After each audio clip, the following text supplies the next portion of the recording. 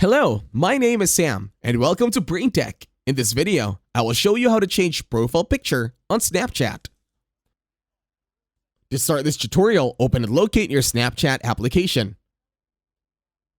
Once you're here, you will need to tap on your profile on the upper left, this one over here. Once you do so, tap on your profile picture, this one over here. Once you tap on it, swipe up the window and then change selfie. In here, there are many options. Just choose one that you like.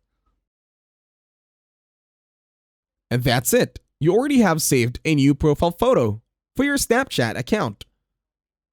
You can do this process again and again by tapping on Change Selfie.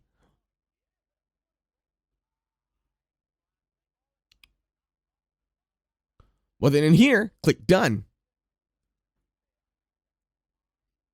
And that's it. Thank you very much for watching. Please leave a like, share, and subscribe to the channel.